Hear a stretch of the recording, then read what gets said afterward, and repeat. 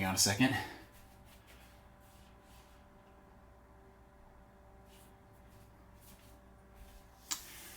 The light was blinding back. It's still kind of blinding. Let me get that out of here.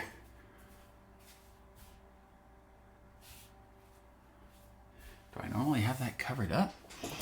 Well, anyway. We give everybody just a second here.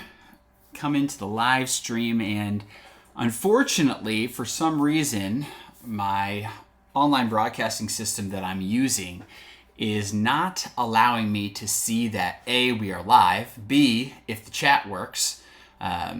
So I can't see any of the chat today, unfortunately. So if you are watching live with me, we may not get as much chat. I do see that we are live on Twitch. Let me check it here.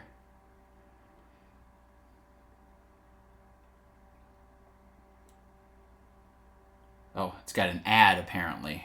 Wow, you guys have to watch ads on Twitch? Maybe some of you do not, but once this ad goes through, I'll make sure I'm live. I'm not going to go any further if I can see that I'm not live here, but I'm hoping that this all works for today, as we had some technical difficulties. What's new in MO WIFF, obviously? What is new indeed? And now I have a phone call coming in, but got to get rid of that. Let me see here. This all works for today. Apparently we are live. I mean, watching myself here. So I'm going to get it started. So here we go, folks. Here's your headshot opening credit. Sorry, not your headshot. Your 56 and under opening credit, then we'll get started.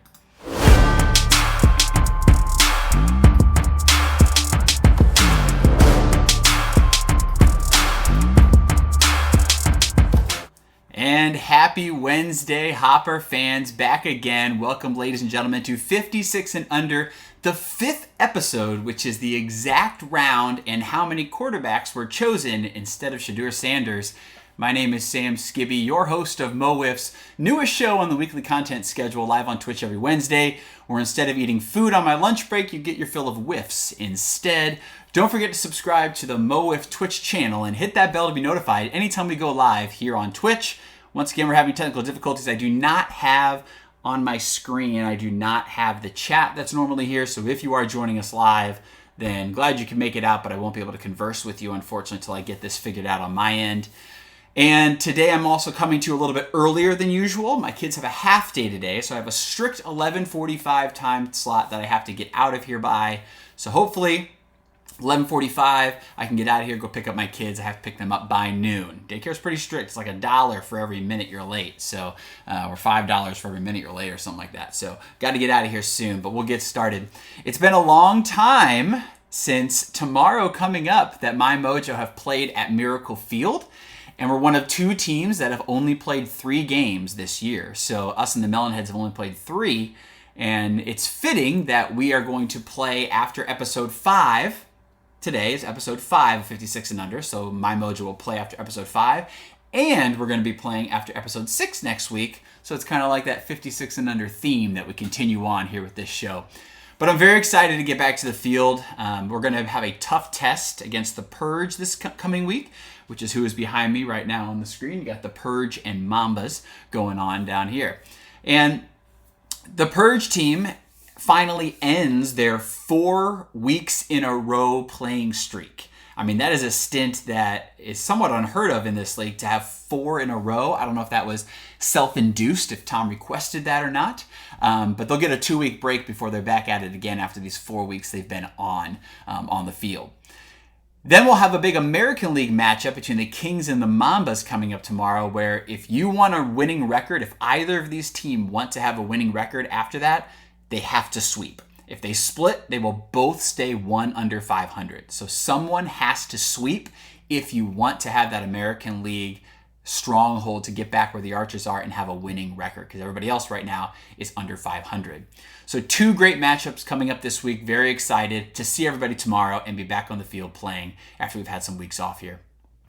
As always, we have our 3 segments. We have our top 5, our headshot, and we have our over-under predictions. One more time, I'm going to check to make sure we're still technically live on Twitch. I think we're still rolling, so I'm going to keep going. My top 5 list last week, we did a top 5 leagues that I would most want to play in outside of Missouri somewhat. I had NWA as kind of like an honorable mention, but outside of Missouri, play across the country. It ended with CCW and HRL in my top 2 spots. This week, we're going to go take a media approach to the top 5. And so far this year, and even last year mostly too, we have heard a lot of the same voices that are always on the call at Miracle Field. You always hear the same people announcing the same games, basically, who's going to be there to help out, all those different things. Sometimes after people play, they jump in the booth if they want to give a break to the people that normally do it. A lot of times you'll hear Quentin, you'll hear Brian, you'll hear Cam, Jason, Tom, and then a little bit of Cole and myself somewhat sprinkled in here and there. But today I'm going to give you my top 5 plus honorable mention trios of teams for the booth that I would like to hear in 2025. So this is going to be a 3-person booth that we want to hear announce a game, that I personally want to hear announce a game, because the media has been bolstered for MO WIFF. We have content every day of the week. It's going to be fun to maybe get some other voices in there. We hear the same voices over and over again, and it's great. They know how to do it. They know how to work it. But let's get some new voices in there. And these are the people that I'm going to charge to maybe say, hey, I think you guys should step up and maybe take the reins. And these are 3-person groups. So 3 people that can bounce off each other. One can pay attention. They don't even have to do stats. So one of those other people like you, Brian, Cam, Jason, one of us can do stats. But just focus on the talking. Make it exciting for us. And I have some funny ones, some interesting ones, and then my honorable mention at the end we'll get to. But my first one is my number 5, and it's going to be the 3 rookie CI prospects. And you all might be thinking, well, Sam, that's an interesting one because those boys rarely talk. And that is exactly why I want them in the booth. I want the CI prospects. I want Chandler, I want Falcon, and I want Caden Rice to get in the booth and call a game. Not only you get that rookie perspective, but we also finally get to hear them speak. And I think that would be an exciting thing for the league to finally hear them talk in a large chunk of time. Will we have a lot of radio silence? Only time will tell. But coming in at my number 5, I really want to hear the CI prospects in the booth in a game. So Chandler, Falcon, Caden, let's get in there next time. My number 4 is going to be the NWA crew, as I call them. And that's going to be your Pat Ballman. That's going to be Michael Dobb and Dom Satrowski. I want to see these 3 in the booth, mainly because obviously you're going to, you hear Pat Ballman on the NWA videos. You hear Dom a little bit as well, Michael Dobb a little bit. So I want to see them in the booth. I want to get them an outside, different league perspective. Obviously they're in our league now, but they have that outside perspective coming in, and they're really diving into this league head on. All 3 are from different teams, so you get a nice variety on what they're going to talk about. And they're all buddies and friends, so it's going to be interesting to see what they talk about. And it's just new voices. We haven't heard any of them in the booth for MO WIFF yet, and I really want to see them in the booth. So my number 4 is that NWA crew. Another one I'm excited to hear. My number 3, I believe 2 of the 3 of this crew has already been in the booth, and those 2 have been together, and that is Caleb Schweiger and Tony Saggio. I want to bring them back. What a fun duo that is. But my 3rd person to add a little more color as well, that color commentary is going to be Rafi. I want to see Rafi and Caleb. Congratulations on your nuptials coming up soon. Very happy for the both of you getting married in Vegas. So excited to see the married man Caleb come back, the married woman Rafi come back. So excited for the both of you. But now let's get you in the booth. This is your wedding present from the league, to allow you the opportunity to be in the booth together with your son Tony Saggio. So I think the 3 of them would have a great time.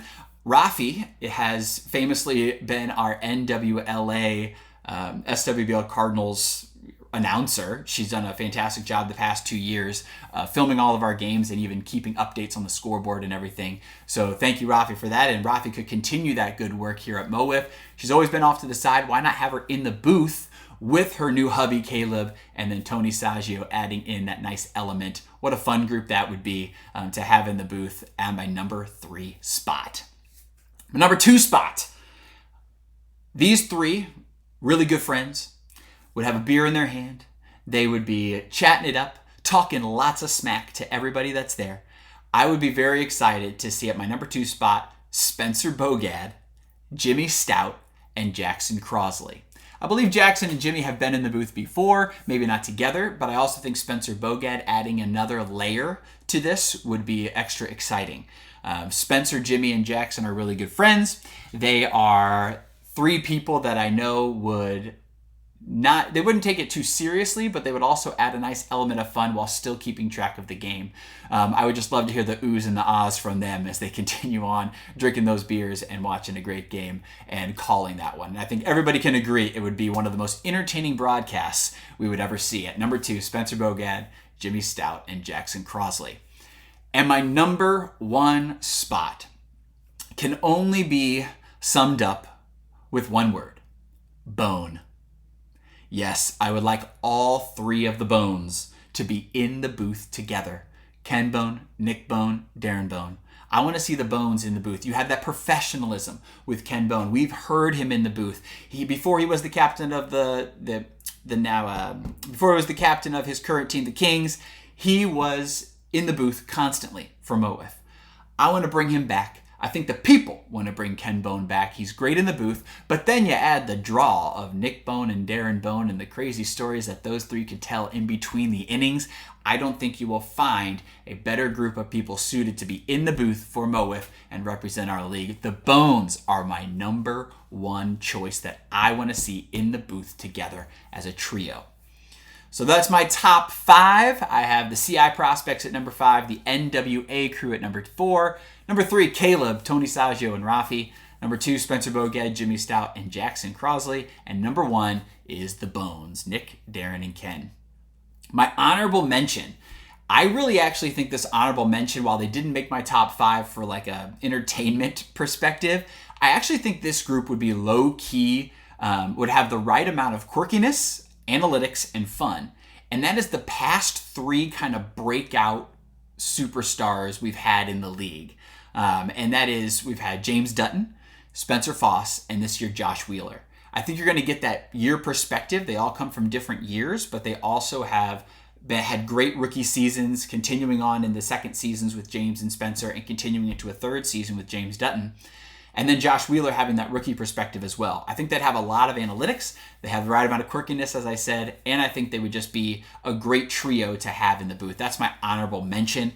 Not really like a connection between all of them, but besides the fact that they all kind of had the different years and making an impact in the league, but that's what I want to see in the booth. So that is my honorable mention to get to that 56, 5, and 6 for my top 5 and the 6th honorable mention. That's my top 5. I can't wait to get back to you next week where we'll have a new top 5 as we do always. And we are approaching, maybe next week or the week after, we will have our mid-month power rankings. So we'll have to add that in as well instead of one of these maybe in the future. All right, let's move on to everybody's favorite segment. And this week we got a little surprise for you, everyone, made by Jason Worstenholm. Check this out. We're moving on to Headshot. Pew, pew, pew, pew. Pew, pew. Yeah, I don't know where the sound effects came from, but man, those were great, Jason. Nice laser guns there you had. So Headshot, thank you for joining us.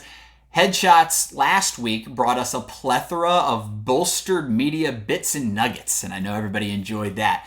This week, honestly, didn't really have as much. In fact, it was kind of a bit of a down week for extra crazy things to happen, but it doesn't mean that we didn't find something to talk about here with you today.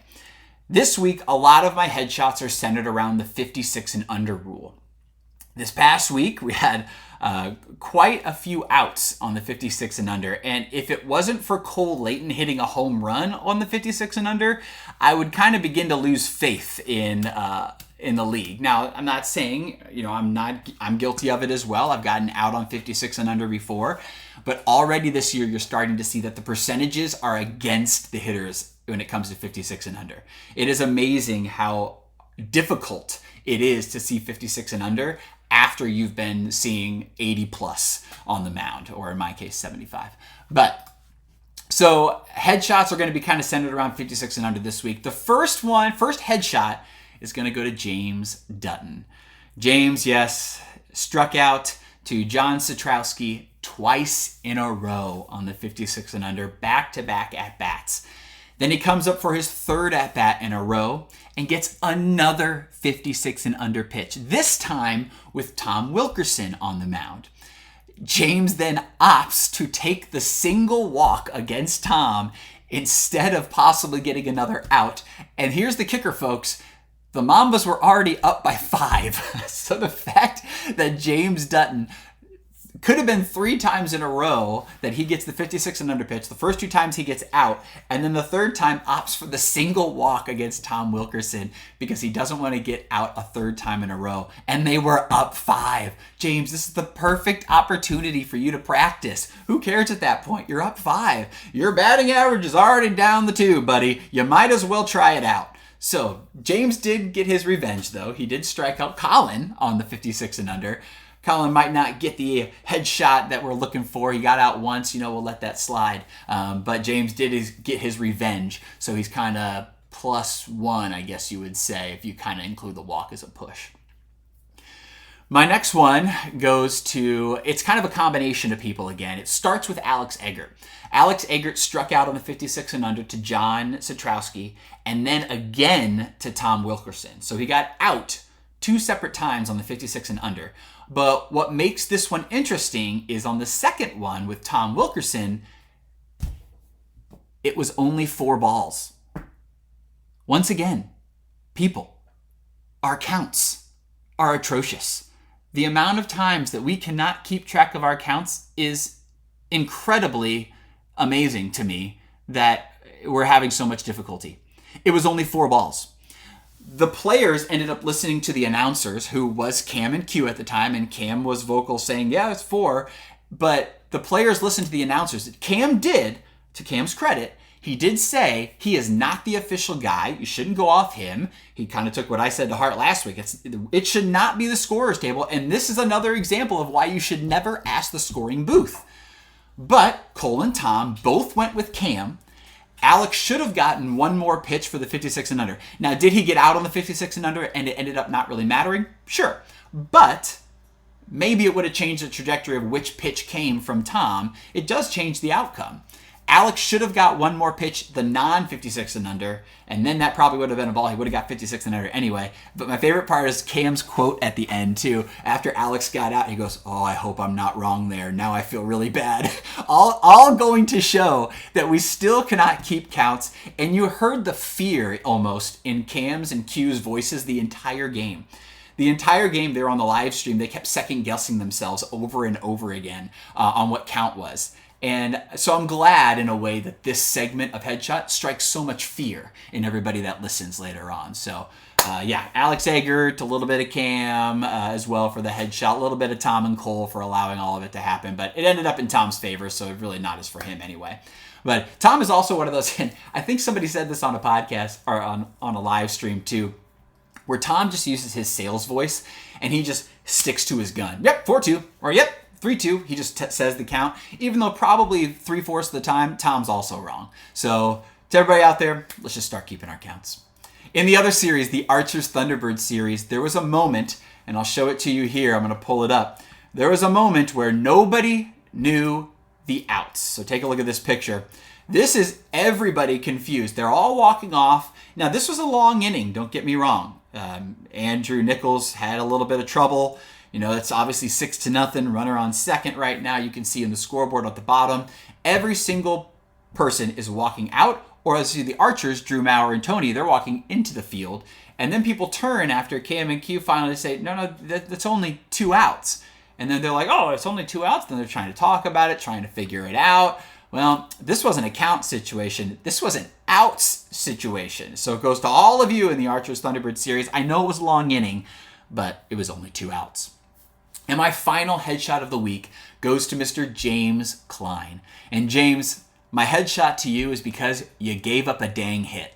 That's my headshot to you. Do better, rookie. Come on. You had 3 games in a row where you didn't give up a hit, and now you give up a hit in your 4th game?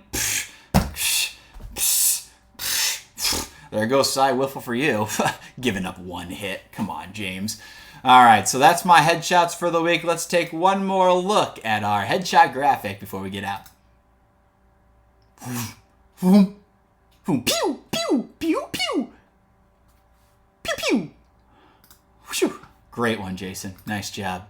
And finally, our last segment is a prediction over and under. We always do a 5.5 for our prediction over and under. Last week, both of them ended in the under.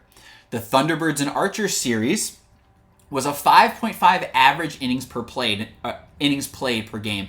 And the reason I did that was because we had 3 extra inning games the week prior, and it seemed like there were so many extra innings. And of course, this week, none. No extra inning games this coming week. So the Thunderbirds and the Archers series was an average of 5. They both had complete games, but no extra innings. So just met the under. It would have had to have 1 extra inning and 1 non-extra inning games going to 5 for it to have a push, and then both the extra innings to go for the over. Had the pitching to do it, honestly, Thunderbirds and Archers, but it's going to end in the under. The second series was an over-under 5.5 wins for the Purge after the Mamba series. If they swept, it would have been the over, but the Purge dropped the opener, Mamba split, and the under was hit. So the Purge now sitting at 5-2. Mamba's 1 game under 500, but since they got the 5, that is the under. This week, my over-under, I got 1 for each series again. My 5.5 points total for the Mojo after their series with the Purge. Currently, the Mojo are sitting at just 2 points. So that means for them to hit the over, they will have to sweep the Purge. If they split or the Purge sweep the Mojo, it will be under for the points total. So what do you have, over and under? There's rumors that Purge will not have Pat Ballman again back. And could this be the return of Jackson Crosley on the mound for the Mojo? Will Connor be attending? We aren't sure for it. So what do you have for that series? 5.5 points total for the Mojo after the series with the Purge. Next up, my over-under is for the Kings Mamba series, and that's going to be 5.5 total runs scored in the Kings Mamba series. This is coming off of, and that is in 5.5 total runs scored in regulation. So it doesn't include extra innings in that one. Now, this is a little bit tricky too, because now you have 2 great teams, good pitching. Something's got to give maybe, unless they're going to go to extras, and that's where it's going to bust open. We could probably even include extras in this one. You know what? Let's do that. Let's include extras this time around, not just regulation. 5.5 total runs scored. Both these teams have the pitching. You got to believe you're going to see James Dutton versus Josh Wheeler on the mound. You got to believe it's going to be shut down from both of them. Could be a 1-0 game, especially even if we get to extras. Then on the second game, you have Caden Rice coming off of a loss, sure, but still has the stuff to make a shutdown moment for the Kings. And Justin Hall, always a threat to be able to win as well, and has the shutdown capabilities for the Mambas. Mambas are coming off of a week, though, where they had some great hitting. Kings starting to find their footing as well at the plate. So, Kings Mambas, this is going to be an interesting one. 5.5 total runs scored in the Kings Mambas series. Let me know. I would at this point start to take questions, but since there are no questions up on my chat, I assume we're still live, and I hope we're still live, and I hope when I stop streaming that it's going to save onto our Twitch stream. If not, for all of you that did watch live, thank you for joining me today. I am not going to repeat this episode all over again. So if we have technical difficulties in episode 5, we'll get back to it with episode 6 next week. Thank you for joining me for 56 and Under. I'm your host, Sam Skibbe. We'll see you tomorrow at Miracle Field, and then next week again on Wednesday for your lunch break for 56 and Under. See ya.